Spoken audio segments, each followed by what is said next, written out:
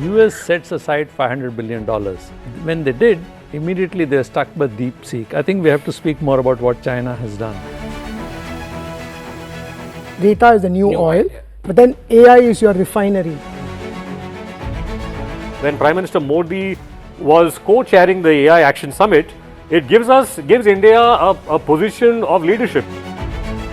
India is highly unequal society as well. It's not what's been done in the United States cannot certainly be replicated here in India as well. That question is not applicable only to AI. Are we downplaying the threats? The downplaying of the threats is the same for any form of advanced technology.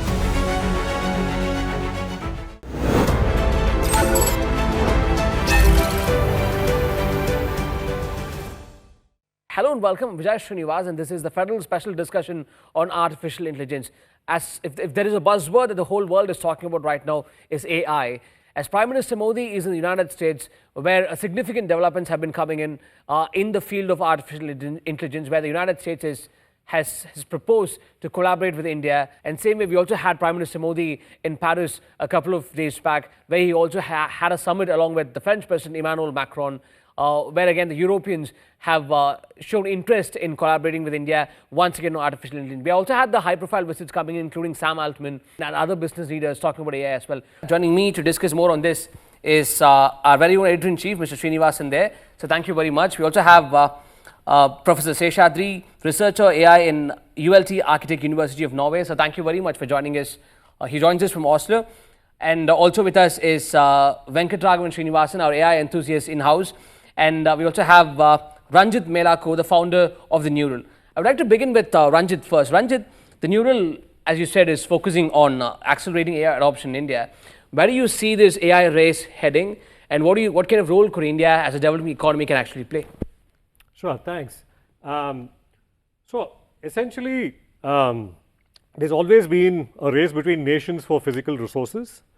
I think what's different about AI is that AI's abilities, when combined with other technologies like quantum that are actually coming out, the implications go far beyond many areas. I mean, so for example, for a nation's digital sovereignty, the ability to protect itself is very important. So when it comes to security and when it comes to to privacy.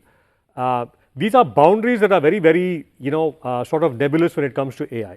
And what AI does is it gives the ability to sort of compromise, security, compromise, boundaries that, that defenses that, countries build up for themselves.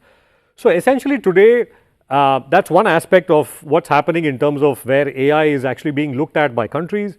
The other aspect, if you look at it, is AI as a technology is enabling a tremendous amount of intelligence. Right, and this intelligence is actually then unleashing creativity, it's unleashing productivity, it's unleashing new economies, new companies, and this is like a power. It's like a gun. If you aim at at some place, that place then flourishes and lots of things actually happen. So this then becomes it's like a power that's actually on tap. So obviously now people are actually now competing for this, just like how earlier oil was a power that was on tap, that was powering transport and economies across the globe.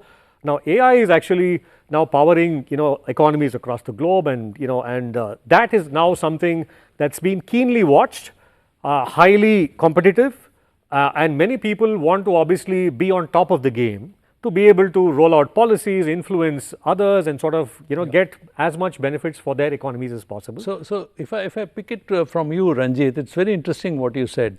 It's not a country is manufacturing steel or oil which you can easily export to some other country. It involves something else. All of us have mobile in our hands, and that's the kind of a tool everyone has, and most citizens around the world has.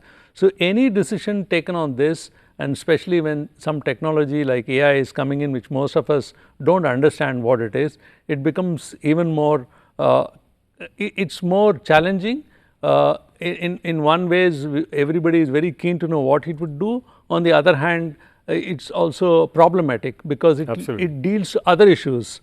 It could be a cultural issue, it could be security issue, it could be other issues. So I would like to ask Professor Seshadri, who is joining us from Oslo, how do you look at this summit? Is it some kind of a is it some kind of a battle for supremacy between US and China, and what is Europe trying to do? Since you are right now in Europe, can you give us a perspective how Europe looks at the whole development which is happening in the world right now?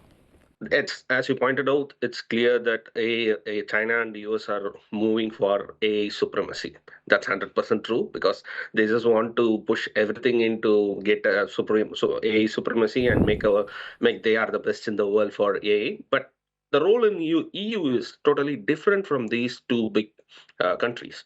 We are focusing on major safe AI based things. We are focusing on more and more transparent because a lot of AI supremacy related products and everything comes up with the detailed risk and different things which are not readily available for many people and which are not ready to easily accessible by the people, and most of the people consider still even in the product managers and everyone think that AI is more like a black box. We don't know what's happening inside the neural network and kind of stuffs are everywhere. So EU is more and more inclining towards safe AI and also better focusing on healthcare related AI because most of the EU has better health related better health system compared to this both countries. So we are focusing more of safer and also people and also last wise trustworthy AI. Trustworthy AI is a key component which we are focusing now because making AI product specifically like more like a chat GPT or more like a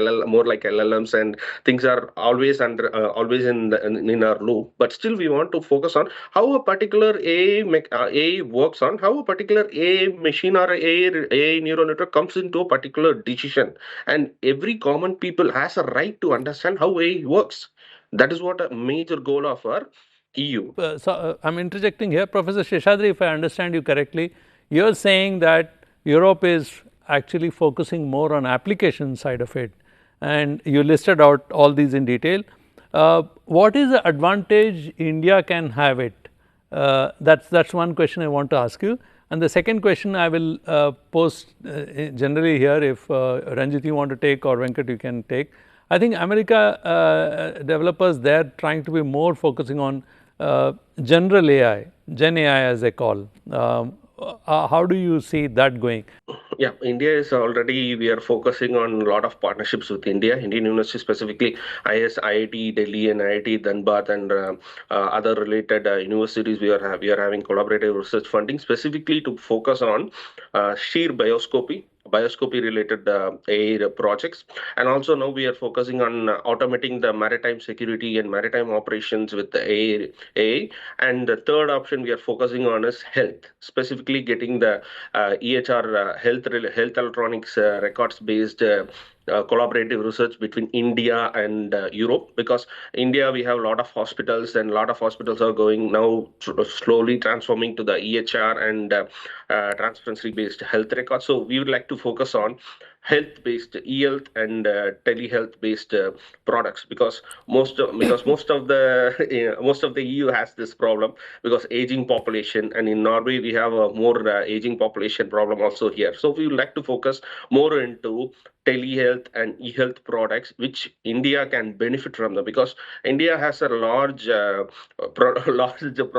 we can say that's an engineer's factory. We can say that's the engineer's factory. So we can have a lot of researchers from India who can come up here and also already doing multiple projects with our university and different Norwegian universities and different Norwegian and EU research institutes specifically focusing on health. Health is going to be the key future because each and every year we are getting more aging populations, and right from the data from India and different perspectives from Indian researchers will help us to identify different collaborative products and collaborative health monitoring mechanisms that will also help us to live long and also reduce the human efforts from the doctors, because getting a doctor's appointment in EU is more and more getting delayed nowadays. So we'd like to reduce the gap and people can monitor their own health with the AI applications and AI products. That is what we are expecting much more thing because we both can benefit from this. That is the major beneficiary which India can get from this summit and Sure. also from EU. That's a major centric point, I think. Yeah. Yeah, I would like to come in here. I don't mean to rain the parade, a slightly contrarian thing. First and foremost, as you said, data is the oil, data is the new oil, yeah. but then AI is your refinery, right? Because your crude oil is not going to be of any value, or let me put it this way, your crude oil starts getting greater value as you refine it and as it go up the thing. So my question is, with all these, there's no doubt there is benefit, there's universal benefit and things like that. But one thing, I mean, you're talking of AI race. Are we talking about things like tech sovereignty over here? And another aspect is about this whole data, right? A country like India, we have, you're talking about health, we have enough, and only now our health systems are getting digitized, and they're getting over there. So I am worried, are we selling ourselves short when it comes to data? Because as you said, we do not know how this thing is unraveling, right? Even when you look at these AI, you're looking at all these LLMs, they are still a black box. We do not know the mathematics.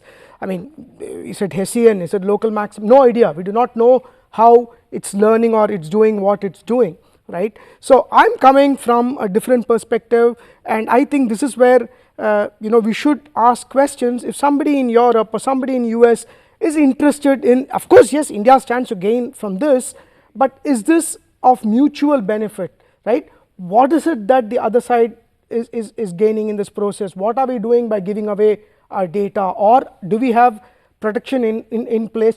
Europe, we're talking about Europe, what Professor Singh, EU GPR, EU has such strict data regulations when it comes to their data.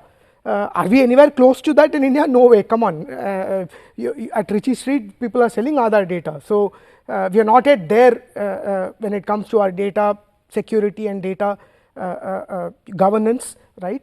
And this is something which you have to examine. So to jump in, I mean, Venkat and Srini, if you may, and Professor Seshadri as well. So I think there are many angles to this AI prism, right? I mean, there's just not one or two, there's many angles to this. While, of course, Professor Seshadri is actually, mentioned saying that, EU has these strict regulations and, it's working well for the consumers and for the public. You have to look at it from another lens. If you switch to the lens of AI innovation, correct, and if you look at the lens of AI, ecosystems development, you would find that the US and China are far ahead of the world. India's is far behind as well. Now, if you look at venture capital today and how much of that venture capital has actually been invested into AI in the EU, it's very low. If you look at what is Mistral, what money they've raised compared to what other companies in the US and China have raised, very low again, right? So when it comes to data, no doubt, I mean, everybody has to be very careful. I mean, boundaries have to be protected. The point is, I think, beyond just looking at one nation's boundaries and what benefit can be there, I think there's a broader agenda, right? As part of the AI Action Summit, what I thought came out well was, number one, for the first time, I think 110 countries gathered to actually come together and agree on something on AI, which will probably lead to something for the benefit of humanity in the long run. I mean, looking at it in a positive way. Yes, there are limitations. Yes, there are problems. But the US and the UK did not sign. Did not. So it was there like was dissonance there. In fact, J.D. Vance blasted exactly the Europeans on their obsession with regulation. That's a kind of the word. Absolutely. Being, yeah. Absolutely. So, so when it comes to regulation, see, the EU is probably the first in the world to actually have a regulation, and they've actually put down, different clauses, and they've done it, pretty decently. Now, when it comes to the impact of that regulation, clearly, I think on one hand, it's, people say that it's actually stifling progress. And on the other hand, for people like in the US, they want free access to the markets. They want, they don't want to, what their LLMs are actually producing, what their AI is producing. They want it to relatively remain a black box so that they maintain a competitive edge. Now, the EU regulation is now saying if you actually enter our markets, you have to open it up. Now, will that actually be a contention point? Of course, yes. That's exactly what J.D. Vance has come up with. Now, this cannot be solved overnight, and this cannot be solved only through regulation. It has to only be done through dialogue, right? Because the benefits of one have to be weighed against the disadvantages of another. like privacy of data which is benefiting consumers versus data not being available to consume to companies to be able to innovate and to create maybe cures for different healthcare conditions that that Professor Seshadri was talking about. So I think it's an evolutionary step. I think we just have to go through it.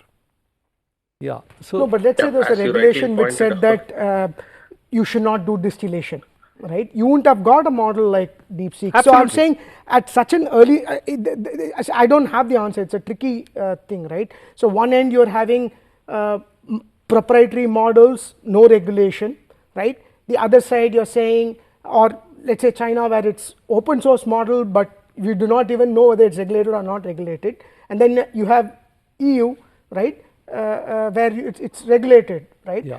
And the idea behind, when we ask people like OpenAI or in the recent thing, they ask why is your model not open source? They said because we would like to control the end use of it. We would not want this model to land up in the hands of some rogue element, right? That's right. So there's a merit to that too, right? So you mean to say, is it high time? I want to segue the conversation a little bit there. So do you think it's high time that India build its own sovereign, foundational AI model?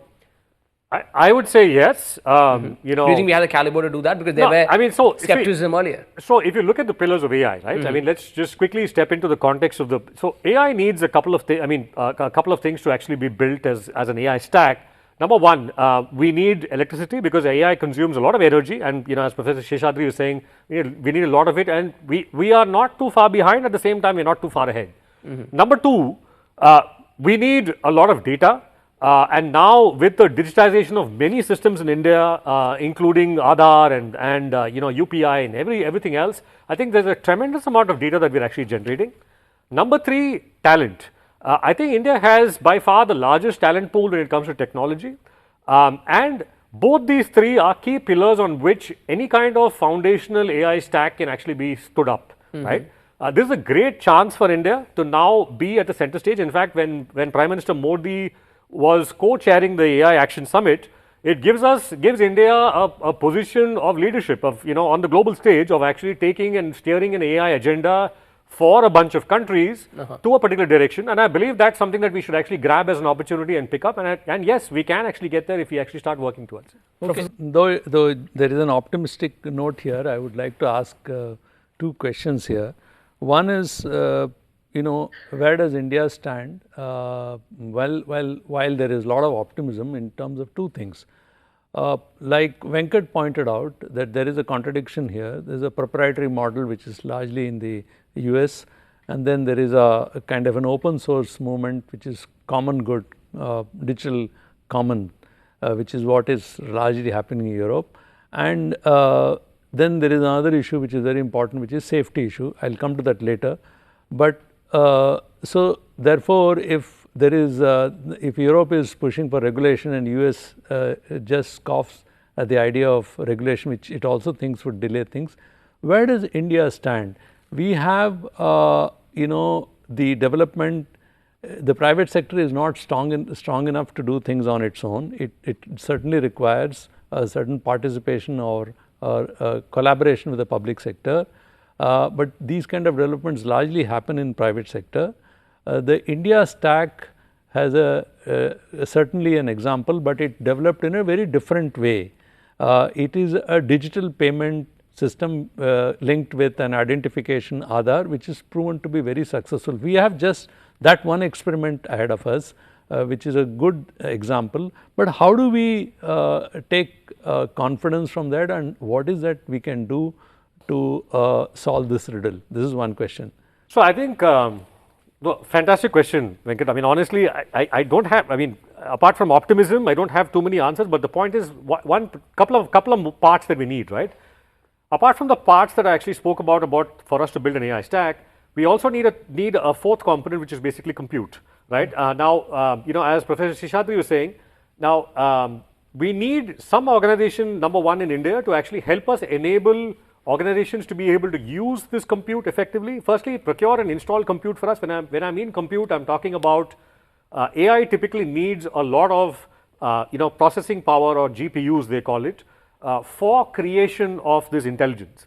and that's available in limited supply. Why is it available in limited supply? Because there are two primary nations that are actually creating this. One is the US, the other one is in smaller ways, China, and they're not parting with this very easily, right? So this is like a source of dominance in the power supply, in the supply chain. So number one, we need some kind of mechanism by which the government steps in and says, hey, okay, if you're building something for which the public good is actually going to be great, we will now step in and then provide all this infrastructure to you and actually be able to get you there. Number two, in terms of enabling people to actually access this technology, I think there's another layer of infrastructure required there. Number three, which is where I think we all touched upon this, which is that for this AI to be beneficial in India, I think India needs technology at scale benefiting the masses. That's really what India needs. So the third big leg of this that I see is basically is that India has to now put together infrastructure that can actually, once people actually create these applications, have a layer that can actually help them take it to the masses. Like for example, can we create local language content and apps in AI which can benefit people who are micro entrepreneurs who are actually on the street every day. Which can actually benefit people like nurses and bus drivers and conductors. Can it actually help them every day? So these are the pieces that I see coming up. There are enough and more I would say barriers for us, but I think the talent pool, the availability of energy, the availability of limited compute that is there today, and more than that, I think the entire fact that a lot of us Indians that have gone abroad and are successful in AI and want to pay it forward, that's another important thing that I think we should actually consider when we look at where India should go next. Yeah. So so in education wise also we need a little bit of a inclusion in different interdisciplinary subjects, because in EU and US everywhere, even a physics students will work on R or Python for a master or a bachelor project, but we don't have the facility in our education system till now. And also most of the computer vision engineers in US are mechanical engineers basically. They're basically mechanical engineers, and most of the data scientists who are in the market now are either physics, they've done they've done their doctorate in physics or chemistry. So we need to include AI and basic programming and basic AI courses in bachelor's and master's level in all disciplinary studies. Because even in historical and historical transcription also, France is working on a historical AI product which can inscript the structures and the old transcripts and understand how this transcript is, how much is this old, and also focusing on historical representation and different set of historical accuracies also. So we can focus on regularizing the AA studies in each and every interdisciplinary course and every disciplinary course. We can make them as a mandatory paper so that they can understand where they can apply their AA knowledge in their own area and in their own domain. That will help us to identify a lot of AA products in potential, because India has a lot of graduates, and they can focus on which area they can apply their own AI, and they can see as a product and they can develop, and it will also initiate and it will increase the entrepreneurs' potentialities also. A lot of entrepreneurs from different disciplines can come up and they can ready with their product, and they can work on that also. Sure. Yeah. So, but here is another question: the order of investment. US sets aside $500 billion, but then when they did, immediately they are stuck by DeepSeek. I think we have to speak more about what China has done. Absolutely. So basically, one, have they made it more aspirational, because you can make cheaper models? That's one. The second is, the target of this Action AI was that we should bring in at least 200 billion euros, though it's only a target. Not many countries came forward to make any commitments. And then in the case of India, 10,000 crores or some such things was announced. Out of that, in this current budget, only 2,000 crores have been earmarked. Now, this order of investment, even if we are very optimistic that after the arrival of Chinese DeepSeek, is it enough? What is it we need to do? I mean, as you're saying, there are 5 elements to the AI stack, right? We have the data element, then you have the resource infrastructure, which is your energy, water. We're not talked about water. All these requires water. Then you have the compute. Then on top of that, you have the application layer, which you talked about, building these SDKs and these engineers, right? And then you have the governance layer, the regulation, right? So that's your AI stack. Now let's be honest, and I mean, I would love to. I mean, no doubt we want to harness AI and go forward. But let's look at the stack. We are data rich, right? Definitely we are infrastructure poor. You go 50 kilometers away from Chennai, you don't have 24/7 power. Water, if a data center there is going to use so much of water, one bad year here, you will have people standing there outside with the bucket, right? And application, yeah, we are getting there. There are people, including what we have done at the Federal, where we are doing our in-house applications, which we use in-house, multiple. I'm sorry for the plugin, but just to give an example. I think you should. So, and then of course, so the application layer, yeah, there are these smart people, and they're going to come. You're going to use AI to generate those applications. Even at our floor, we are using AI to generate code, right? So that's the thing. And of course, then the governance layer. You're talking of the regulation, and you're talking of regulatory body and government intervention, right? And that's what is your AI stack. Essentially, we are data rich. That's our only trump card, right? So that's why in this context, when we're talking about this whole Modi visit to France and US, okay, you're going to be selling out your data. Are you at least maximizing your return in that? That's the point I'm trying to make and reiterate. No, so I mean, I agree with what you're saying, Venkat. But to answer Srini's question, I think there are a couple of things, right? Number one, my takeaway from the Action AI Summit, that Modi is part of, is to basically help enable share the stage on a global AI governance with an organization, and sort of try and see whether we can be a third pillar in AI apart from China and the US. Whether it's successful or not, we don't know. We're going to wait and watch. The second thing is, if you look at it from the interesting point that Srini was mentioning, which is DeepSeek. Now, DeepSeek has certainly shattered the AI world. Timed extremely well around when Trump was taking stage, especially when they were just announcing a $500 billion Stargate investment initiative. That's the time that all this came out. And so what DeepSeek has really done is, the open source model has worked so well that they have now found a way to use pre-trained models to train something even smarter, right? So they basically take an already existing AI that's already reasoning well, and use that to train another AI, which they're doing it in a much faster way, in a much cheaper way.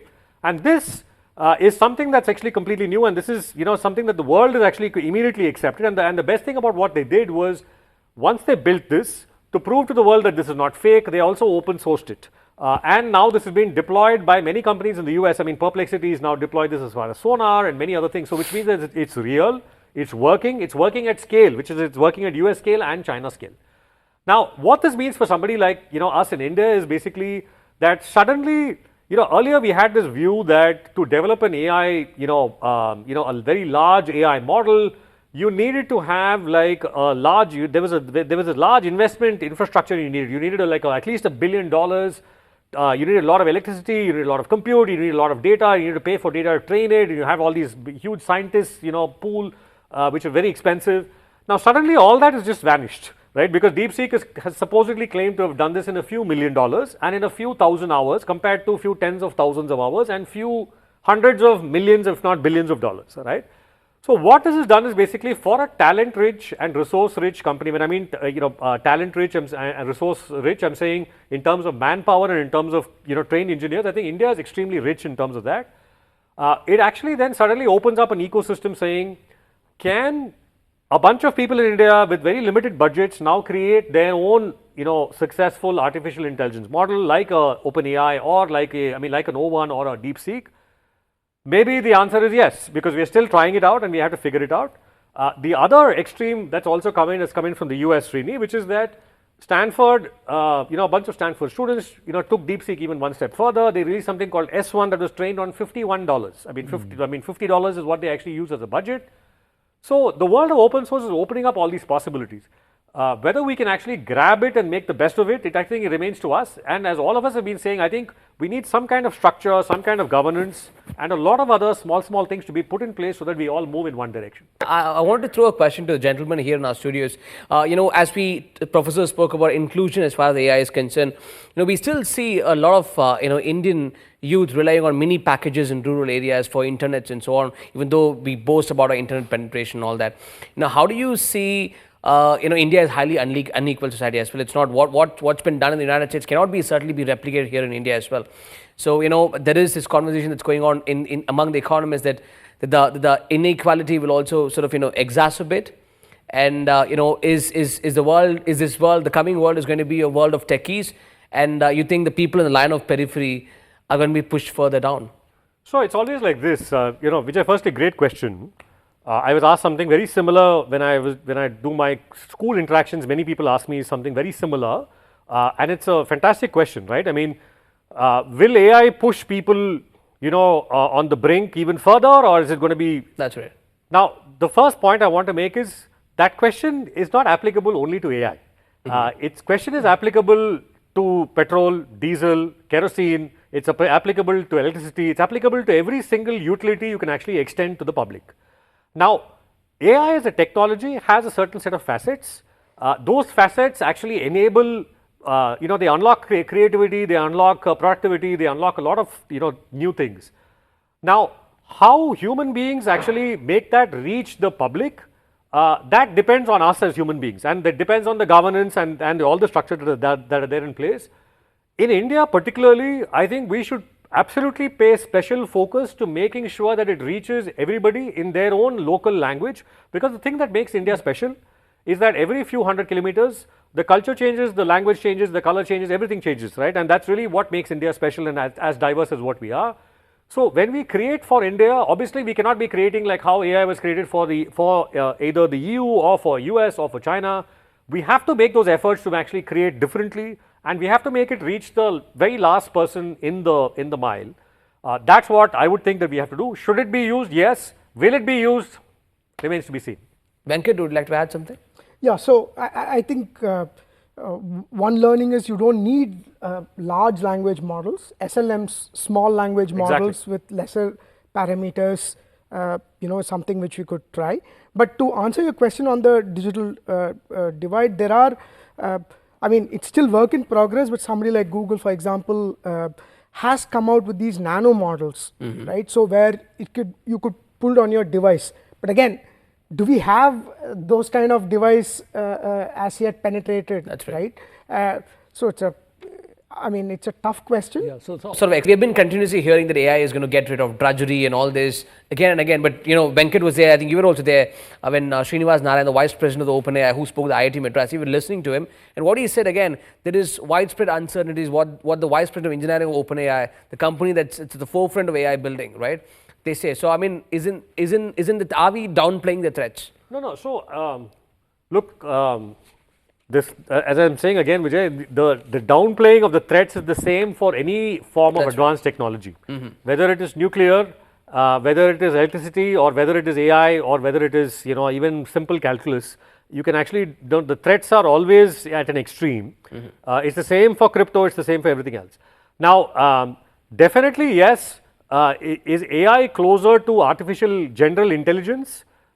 Yes, on the path. It seems like today that we are far closer to it, because there have been so many enabling things that have actually been coming together now to make, number one, firstly, artificial intelligence being able to reach a certain scale and a certain speed. Second is now quantum is actually coming in, which is actually enabling that to even move faster. Then third, the availability of data, which is actually enabling all this, and enabling now the enablement of robots, which is also coming in, which is also part of this. So all these are now coming together. Are we downplaying threats? So certain parts of us will naturally downplay those threats. It depends on what your viewpoint is. That's right. It's up to humans to make the best use of AI. AI by itself is not going to suddenly become sentient one day and then kill all of us. Unless we enable it and want it to do that, I don't think it's going to do that, is my sense. That's a nice way to end. Thank you very much, gentlemen. Professor Seshadri, thank you very much for joining us all the way from Norway. Thank you very much, Ranjit. Thanks, Venkat. Thanks, Srinivasan sir, for joining us. Thank you. Thank you.